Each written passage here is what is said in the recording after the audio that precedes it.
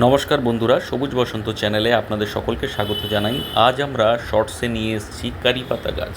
এই কারি পাতার সঙ্গে আমাদের সকলেরই পরিচয় দক্ষিণ ভারত থেকে বেশিরভাগ ক্ষেত্রে, কারণ তারা বিভিন্ন ধরনের ঝোল জাতীয় রান্নায়, ডাল, সাম্বার প্রত্যেকটাতে তারা এই কারি পাতা দিয়ে থাকে এবং চমৎকার একটি সুন্দর সুবাস আসে এই পাতা থেকে।